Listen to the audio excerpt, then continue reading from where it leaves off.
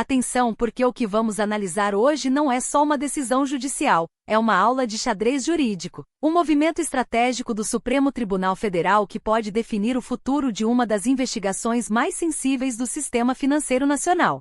A pergunta que fica é, por que o ministro Dias Toffoli pegou um inquérito explosivo, validou cada passo da investigação, blindou o processo contra futuras nulidades, e agora, com o ar de quem cumpriu a missão, admite que pode simplesmente devolver o caso para a primeira instância da Justiça? Isso não é apenas um detalhe burocrático.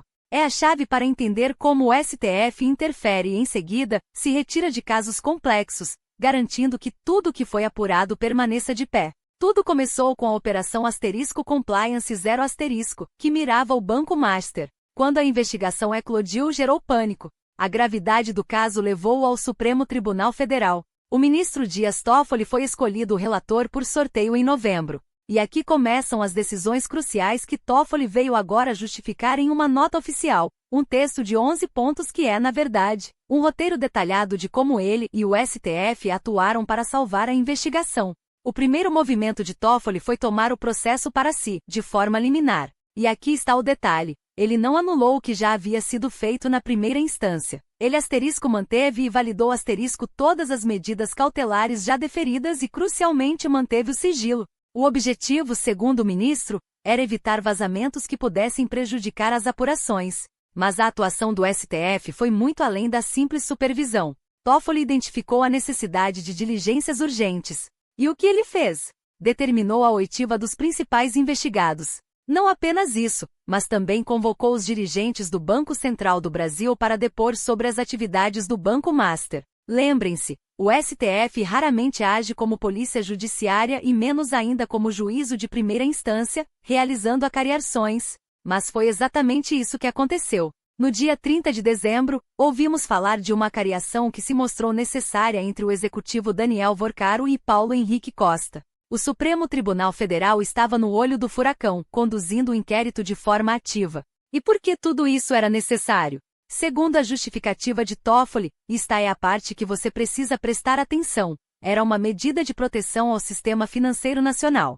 Ou seja, o STF agiu sob a ótica da urgência e da segurança econômica. Agora vamos ao ponto mais polêmico e estratégico de toda essa manobra, o Fórum por Prerrogativa de Função, o famoso foro privilegiado. Em diversos momentos, as defesas dos investigados tentaram derrubar o processo. Elas alegaram nulidades processuais, incluindo a violação da prerrogativa de foro. A tese era, se o processo subiu indevidamente, tudo o que foi feito é nulo. Mas Toffoli foi taxativo. Todos os pedidos de reconhecimento de nulidades foram rejeitados. O STF validou a sua própria competência para supervisionar as investigações da Operação Compliance 0. Isso nos leva ao ponto final, o ápice da estratégia, o parágrafo que mostra o que Dias Toffoli realmente estava fazendo, a possibilidade de devolver o caso. O ministro escreveu, encerradas as investigações, será possível examinar os casos para eventual remessa às instâncias ordinárias, sem a possibilidade de que se apontem nulidades em razão da não observância do foro por prerrogativa de função ou de violação da ampla defesa e do devido processo legal. Entenderam a jogada? Toffoli pegou o caso.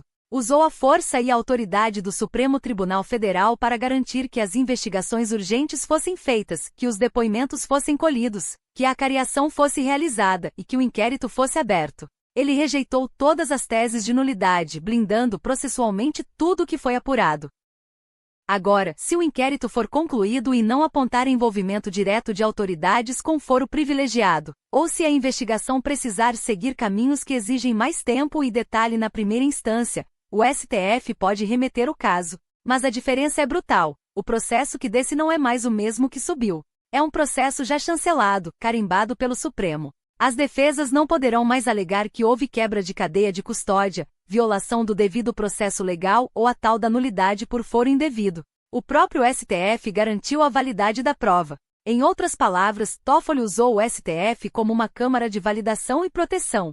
Se ele devolver o caso, ele o faz não por fraqueza, mas por estratégia. Ele garante que as provas colhidas, que são fundamentais, não serão derrubadas por filigranas jurídicas na primeira instância. Esta é a definição de um movimento de mestre. Ele resolveu o problema da urgência, validou a prova e tirou o caso do colo do STF, que já está sobrecarregado.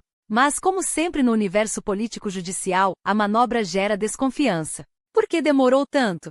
Por que a nota detalhada agora? O que realmente foi descoberto nestas oitivas e acariações que o STF considera tão importante proteger? O fato é que o jogo mudou. O caso Master está no STF apenas para garantir que as investigações continuem normalmente e de forma regular, como diz a nota, e para que as nulidades sejam exterminadas. O futuro do caso, porém, deve ser julgado pelas instâncias inferiores, mas sob a sombra forte da chancela do Supremo. Essa é a nossa análise do movimento estratégico de Toffoli. Você acredita que essa é a melhor forma de proteger a justiça? Deixe seu comentário.